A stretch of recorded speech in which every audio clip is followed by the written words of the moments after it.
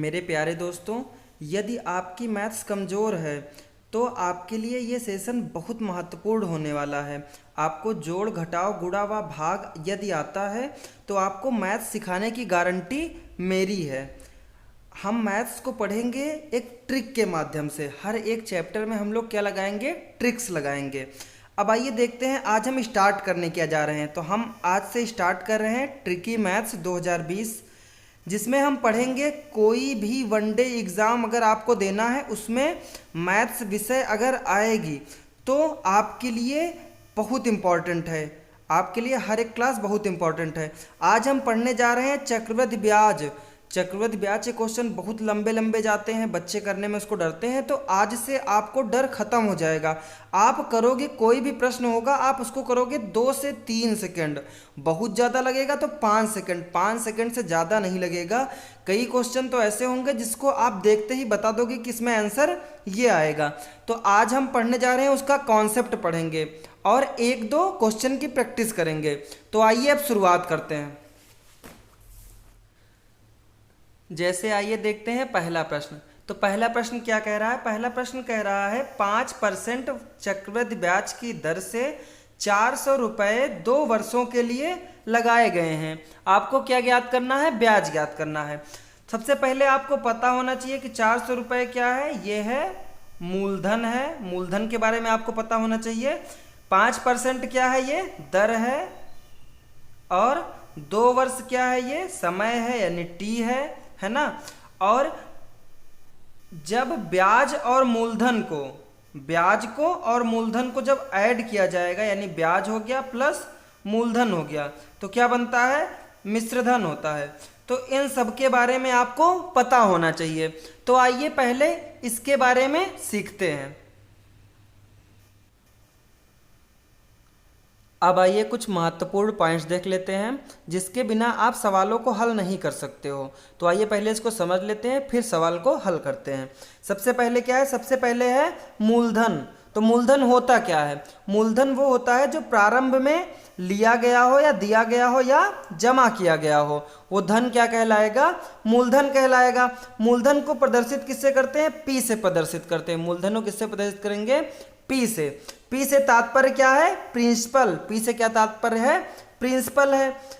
जैसे कोई प्रश्न है कि 5% चक्रवृद्धि ब्याज की दर से 400 रुपये 2 वर्ष के लिए लगाए गए, तो इसमें क्या किया गया? 400 रुपये 2 वर्ष के लिए लगाए जा रहे हैं, तो 400 रुपये क्या हो जाएगा? 400 रुपये मूलधन हो जाएगा। तो मूलधन आपको समझ में आ गया होगा। अब आइए अगले पे चलते हैं। तो अगला क्या है? आर। आर से क्या होता है? ब्याज की वार्षिक दर। आर क्या होता है? ब्याज की वार्षिक दर। जैसे 10% ब्याज दर के लिए हम क्या लिखेंगे? आर बराबर 10%। क्या लिखेंगे? आर बराबर 10%। आर से क्या होता है? आर से होता है रेट, और इसका अर्थ क्या होता है? दर होता है। इसका अर्थ ही क्या होता है? दर। जब दर की बात की जाएगी तो आप उसको किस में लिखेंगे? प्रतिशत में लिखेंगे। अब आइए अगला देखते हैं। तो अगला क्या है? एन है। एन से तात्पर्य क्या है? एक वर्ष में कुल ब्याज चक्रों की संख्या। क्या कहलाएगा? एन कहलाएगा।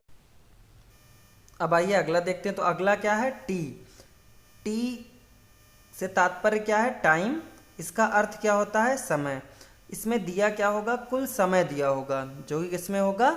वर्षों में होगा। किसमें होगा? वर्षों में। कभी कभी ये महीने और दिन में भी हो सकता है। अब आइए देखते हैं अगला। अगला क्या है? मिश्रधन। अगला क्या है? मिश्रधन। तो मिश्रधन क्या होता है? मिश्रधन होता है मूलधन प्लस ब्याज, यानी जो मूलधन है उस पे उसके साथ जो ब्याज मिलेगा, दोनों को मिला देंगे तो क्या हो जाएगा? मूलधन हो जाएगा। जैसे 400 रुपये है, इस पे 10% क्या मिल रहा है? 10% हमको क्या मिल रहा है? ब्याज मिल रहा है। तो 0 से 0 विभाजित करें, कितना आया? 40 आया। 400 पहले था और 40 क्या आया? ब्याज आया। दोनों को मिला देंगे 440। यही क्या हो जाएगा? मिश्रधन हो जाएगा। यानी मूलधन और ब्याज को जोड़ने पर क्या प्राप्त होता है? मिश्रधन प्राप्त होता है। अब आइए इस प्रश्न को हल करते हैं, और इस प्रश्न को हम करेंगे एकदम जादू की तरह। मतलब प्रश्न आप सेकेंडों में हल करोगे। हम समझा रहे हैं पहले आपको, तो समय लगेगा थोड़ा क्योंकि आपको समझाना है। उसके बाद जब आप पेपर में हल करोगे एग्ज़ाम टाइम में तो आपको बहुत कम समय लगेगा और आप तुरंत ही उसका आंसर निकाल लोगे। तो आइए अब शुरुआत करते हैं। तो आइए अब प्रश्न को देख लेते हैं। प्रश्न क्या दिया है, 5% चक्रवृद्धि ब्याज की दर से 400 रुपये 2 वर्षों के लिए लगाए गए, ब्याज आपको ज्ञात करना है। तो इस चैप्टर को पढ़ने से पहले आपको एक बार परसेंटेज जरूर देख लेना है, क्योंकि परसेंटेज के बिना आप इस चैप्टर को नहीं समझ पाओगे। कम से कम आपको ये तो आना चाहिए कि भिन्न को प्रतिशत में कैसे बदला जाता है, प्रतिशत को भिन्न में कैसे बदला जाता है। आइए इसको एक बार हम बता देते हैं वैसे। तो आइए देखते हैं, सबसे पहले हम क्या करेंगे, हम परसेंटेज पकड़ना है हमको। तो क्या है 5%, तो हम क्या लिखेंगे 5% को लिख सकते हैं 5/100 हो जाएगा। क्या हो जाएगा 5/100। 5/100 हमने क्यों लिखा, तो 5%, परसेंट का मतलब क्या होता है, परसेंट का मतलब होता है 1/100। तो हमने क्या लिख लिया 5/100 लिख लिया। विभाजित करेंगे 5 से कितनी बार में, 20 बार में, 5 एकम 5 और 5 विषयम 100 हो जाएगा। तो कितना आया 1/20 आया। तो ये जो 20 आया है इसको हम क्या मानेंगे, ये है मूलधन, और ये क्या लग रहा है, एक एक क्या लग रहा है, ब्याज लग रहा है। तो आइए देखते हैं कितने वर्ष के लिए है, 2 वर्ष के लिए है। तो पहले बार धनराशि कितनी थी 20 थी, 20 से कितनी हो गई 21 पहले साल। फिर दूसरे साल भी कितनी थी 20 थी, 20 से कितनी हो गई 21 हो गई। यानी धनराशि कितनी थी, ये वाला क्या आएगा, ये आएगा मूलधन और ये क्या आएगा मिश्रधन, ये क्या आएगा मिश्रधन। और जो इन दोनों का अंतर होता है वही क्या होता है, ब्याज होता है। तो आइए देखते हैं 20 विषयम कितना 400, फिर इसको क्या करेंगे हम गुणा करेंगे। 20 विषयम कितना 400 और 21 विषयम 21 का वर्ग कितना होता है 441। तो अंतर कितने का है, अंतर कितने का है 41 का। तो 41 क्या हो जाएगा, 41 हो जाएगा ब्याज। अगर मिश्रधन पूछता तो कितना 441 क्या हो जाता, मिश्रधन हो जाता। अब देखिए कितना आसान है। अब आइए इसको हम करते हैं एकदम झटके में। तो देखिए सबसे पहले हमको क्या करना 5%, आपको ये याद होना चाहिए कि 5% क्या होता है 1/20 होता है। तो हम इधर लिख लिए 1/20। 20 से क्या धनराशि एक बढ़ रही है, पहले साल कितनी होगी 20 से कितनी होगी 21, फिर दूसरे साल भी क्या होगी 20 से 21 होगी। यानी कितना हो गया 400 धनराशि थी और कितनी हो रही है 441 हो रही है। तो कितने का अंतर है, अंतर है 41 का। कितने का अंतर है 41 का अंतर है। तो 41 क्या हो जाएगा, यही क्या हो जाएगा ब्याज हो जाएगा, चक्रवृद्धि ब्याज क्या हो जाएगा 41। तो यानी कितना आंसर आया 41। यानी कौन सा विकल्प सही होगा, सी विकल्प सही होगा। अब इसी तरह ये तो एक मान लीजिए डेमो था एकदम, इसी तरह हर एक प्रश्न को हम सेकेंडों में करेंगे। उम्मीद करता हूँ आज की वीडियो आपको पसंद आई होगी। तो मेरे प्यारे दोस्तों, यदि आपकी मैथ कमज़ोर है तो आपके लिए ये सेशन बहुत इम्पॉर्टेंट होने वाला है। केवल आपको क्या आना चाहिए, जोड़ आता हो, घटाओ, गुणा, भाग आता हो। वो भी नहीं आता तो उसके भी वीडियो पड़े हुए हैं, आप उसको देख लें, वो भी सीख लें। फिर आपको मैथ सिखाने की गारंटी मेरी हो जाएगी। आपको क्या करना है, केवल आपको वीडियो देखना है। जो चीज़ ना समझ में आए कमेंट करिए, वो चीज़ आपको समझाई जाएगी। आज से आपके लिए एक फ्री ऑनलाइन कोर्स स्टार्ट होने जा रहा है, जिसमें आपको क्या करना है, केवल आपको व्हाट्सएप नंबर है 6394 524 400 पे SMS करना है जीनियस, बस आपका एडमिशन हो जाएगा। अगर आपको फॉर्म भरना है तो फॉर्म का भी लिंक आपको मिल जाएगा, आप फॉर्म भर के एडमिशन ले सकते हैं। ना आपको फॉर्म के लिए 1 भी रुपये देना है, ना ही एडमिशन फीस 1 भी रुपये है। आपको फ्री ऑफ कॉस्ट क्लासेस दी जा रही हैं। केवल क्या करना है, आपको ऑनलाइन क्लासेस देखनी है। कुछ दिन बाद ये सभी क्लासें पेड हो जाएंगी।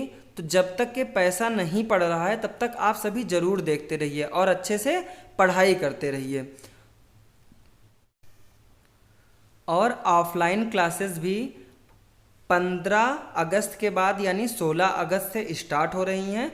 तो जिसको ऑफलाइन क्लासेस करना है वो हमारे कोचिंग पर संपर्क कर सकता है, अगर आप बाराबंकी में रहते हो, क्योंकि बाहर रहते होगे तो आ नहीं पाओगे। बाराबंकी में ही अगर आप रहते होंगे तो आप ज़रूर आ जाएंगे। और ये भी जान लीजिए कि कोर्स को एकदम जीरो से पढ़ाया जाएगा, बेसिक से हाई लेवल तक, यानी जीरो से आपको जीनियस बनाना है। अगर कोई चीज़ आपको नहीं समझ में आती है, कोई भी ऐसा टॉपिक जो आपको नहीं आता है तो आप हमें कमेंट करिए, उस टॉपिक को आपको बहुत आसान तरीके से बताया जाएगा और एकदम ट्रिक के माध्यम से आपको क्या करना है, केवल 2 से 3 सेकंड में हर एक प्रश्न का उत्तर दे पाओगे आप। आपको जो भी चैप्टर नहीं आता है केवल आपको इतना काम करना है, चाहे आप कमेंट कर दीजिए, चाहे आप हमको पर्सनल एसएमएस कर दीजिए, चाहे आप ग्रुप में एसएमएस कर दीजिए कि सर जी ये चैप्टर हमको नहीं आता है, आप इस चैप्टर को पढ़ाइए। तो उस चैप्टर को मैं आपको 2 से 3 दिन में जल्द से जल्द वो चैप्टर आपको पढ़ाया जाएगा और सबसे आसान तरीके से। फिर ऐसा होगा जब आप उसको पढ़ लोगे तो आप खुद उसको पढ़ाने वाले हो जाओगे, इतनी अच्छी तरीके से आपको पढ़ाया जाएगा। तो क्या करना है, आपको निरंतर पढ़ाई करते रहना है। वैकेंसी कभी भी आ सकती हैं, ये नहीं सोचना कि वैकेंसी नहीं आ रही है तो आप पढ़ाई छोड़ दो या पढ़ाई कम कर दो। तो जो पढ़ाई करता रहेगा, लॉकडाउन में भी जो पढ़ाई करता रहेगा, जैसे वैकेंसी आएगी वो तुरंत सेलेक्ट हो जाएगा, और जो बैठा हुआ है वो बैठा रहेगा हमेशा ही। तो क्या करना है, आपको पढ़ाई करते रहना है, एक भी दिन समय नहीं बर्बाद करना है। मिलते हैं अगले वीडियो में, तब तक के लिए जय हिंद जय भारत।